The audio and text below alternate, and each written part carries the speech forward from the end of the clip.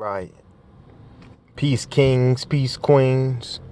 We're here with chapter 1 of the Isis Thesis.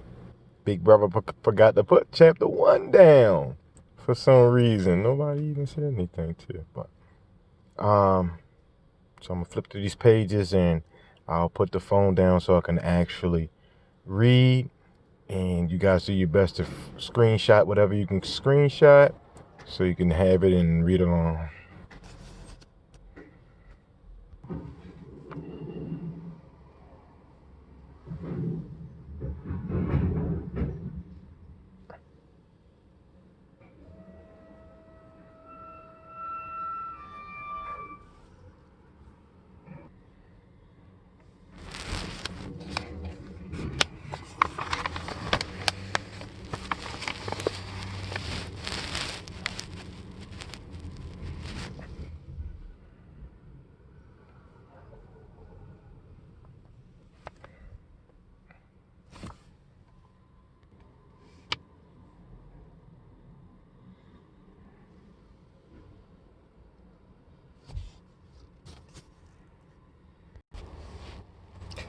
Chapter 1.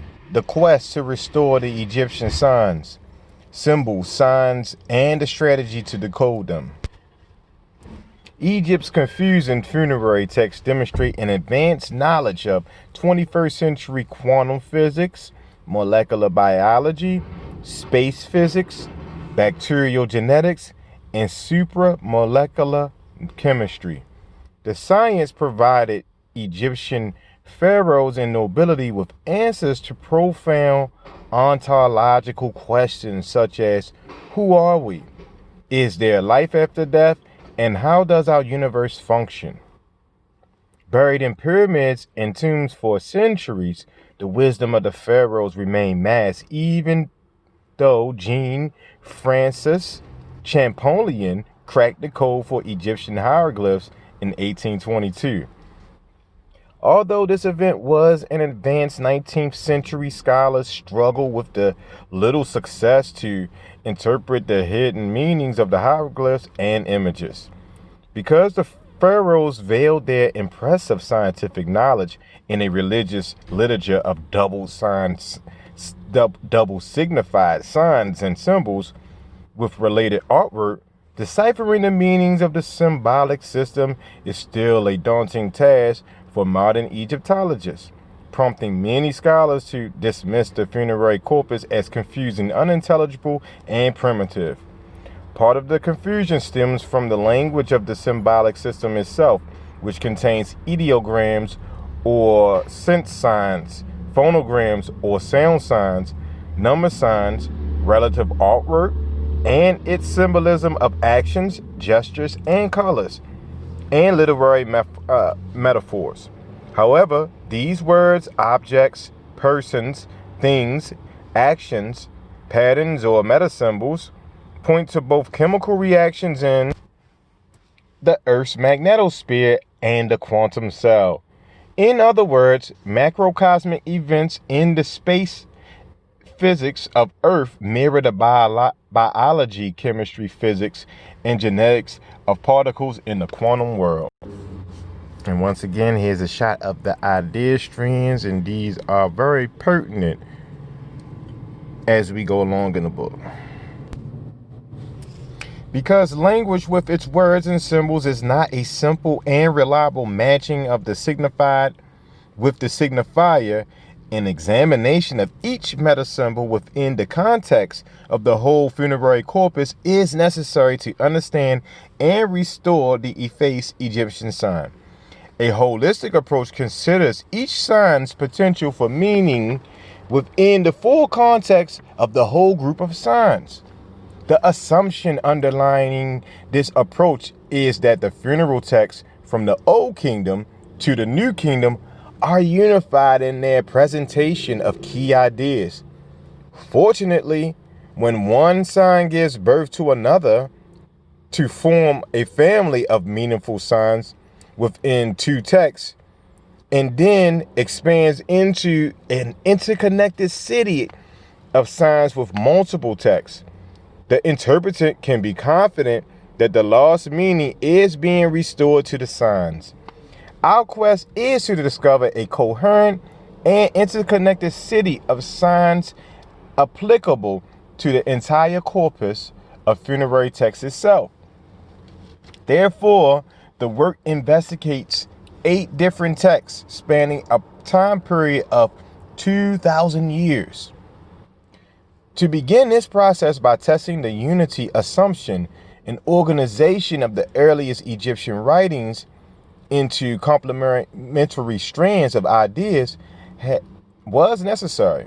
A review of the 759 pyramid texts and the 1185 coffin texts resulted in a comparative table of 108 key themes or idea strands as expressed in figure 1.1. As interpretants using this base of idea strands along with their evidence from later texts, we will identify, analyze, and assign a possible scientific meaning to each sign.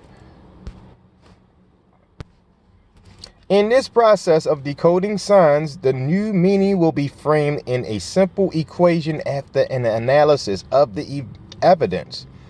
The equal sign in the equation represents the words point to.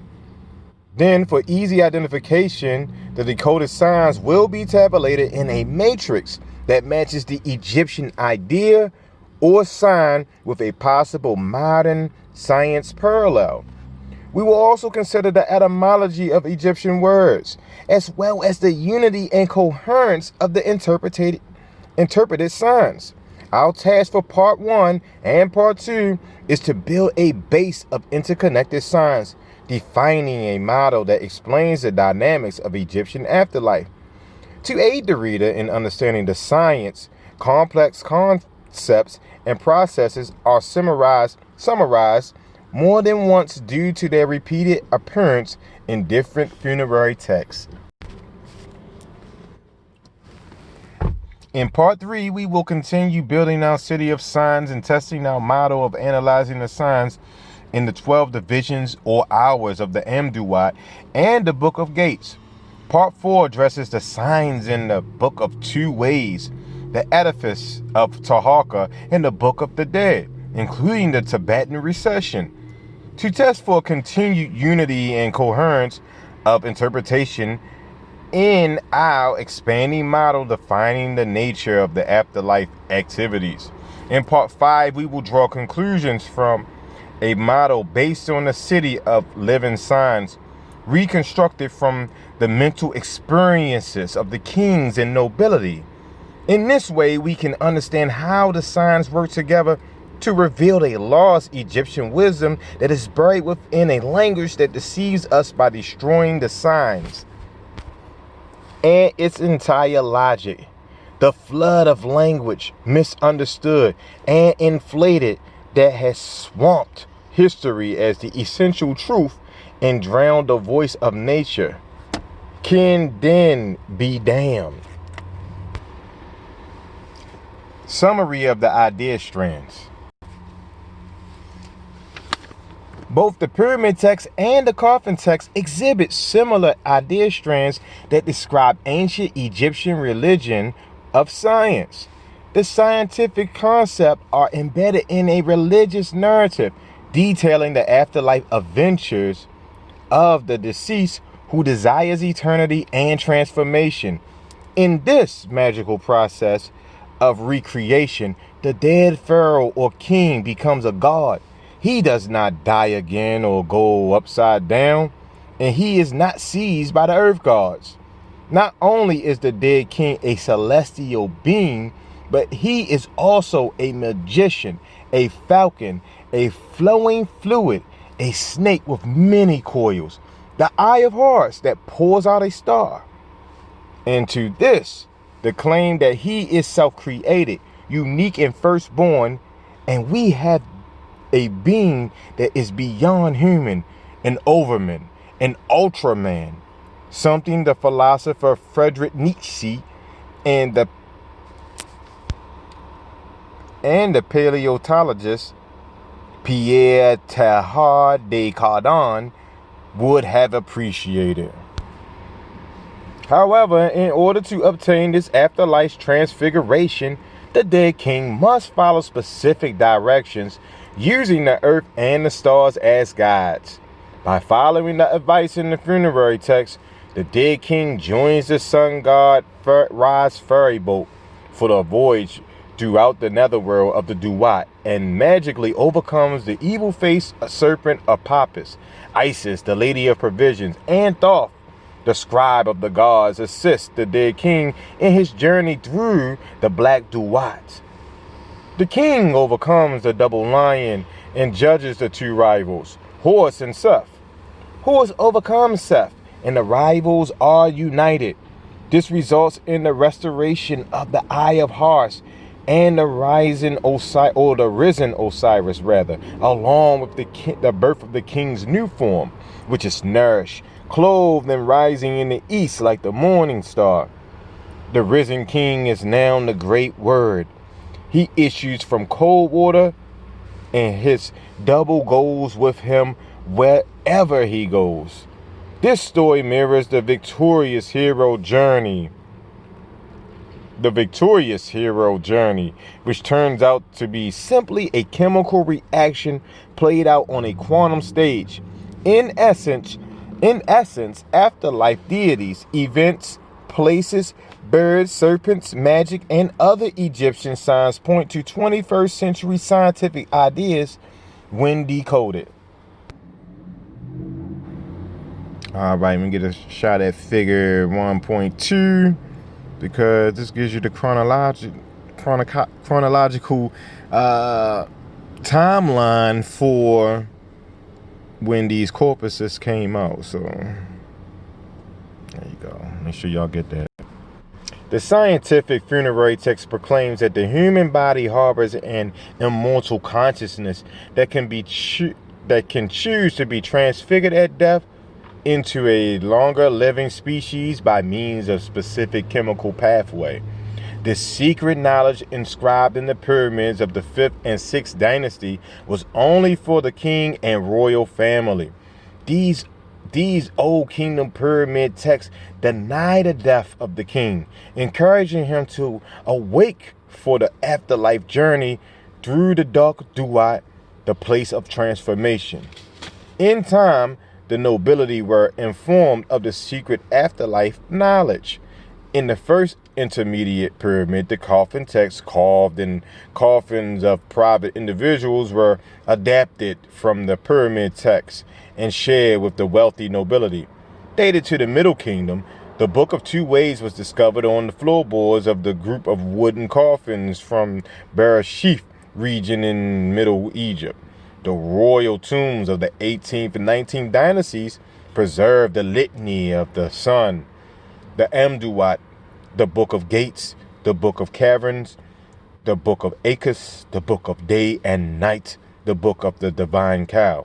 Finally, the Book of the Dead on papyrus rolls inside the coffins of the rich aided the deceased in the afterlife.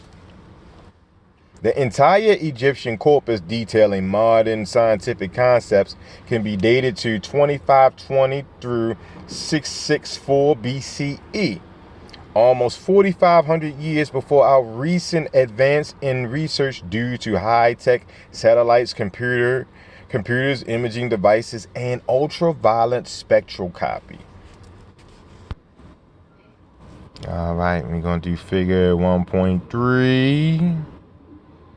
Core sources of abbreviations. So the abbreviations you see throughout this book are going to be coming from these corpuses right here. What Hermes said about T-duality. This thesis also investigates the cryptic meaning of the statement by legendary alchemist Hermes Trismegistus about the operation of the sun. What is below is like that which is above, and what is above is like that which is below, to accomplish the miracles of the one thing.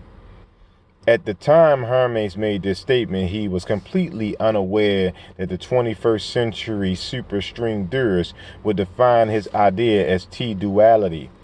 superstring theorist posits that the fundamental units of the nature and are not zero-dimensional point particles, but tiny one-dimensional filaments called strings. The size of a typical string loop is the Planck length of 10 to the negative 33 centimeters, about 100 billion times smaller than an atomic nucleus. What T-duality suggests is that the Planck length scales that the universe looks just the same as it does as a large scale. This means that if our universe were to shrink less than the Planck length, we would realize a dual universe as the original large-scale universe collapsed. As the deceased states, the two skies go to me, the two earths come to me. Briefly put, superstring theorists share the same opinion as Hermes. What is below is like what is above. If Hermes could say more, he might tell us that death enables us to journey from our visible world to a dual, invisible, Planck length universe where our afterlife begins. However, Hermes would also remind us that the designed Egyptian afterlife is only accessible to those who have knowledge of the past. Keeping Hermes' statement in mind and using the idea strands from the least corrupted pyramid text and coffin text, let's explore the Egyptian idea of the afterlife in the interest of learning more about this system of signs that seem to eliminate the fear of death for those who possess knowledge, the kings and nobilities. As mentioned, idea strands in the pyramid and coffin text are identified by number of E's of reference. See appendix. Idea strand 13 through 27 relate to the Egyptian direction for their path to eternity and are the focus of our first objective. And our objective number one is our first task is to determine if there is a scientific evidence for the Egyptian path to eternity, as it is outlined in the pyramid text and coffin text. Beginning with idea strands 13 through 27, we will examine the possibility that the directions from the dead king's journey might map out an actual pathway through the sky. And that is the end of chapter number 1 for us. Jump back in again for chapter 2. Which is the dead travel. Once again, it's peace kings, peace queens. I'ma holler at y'all later.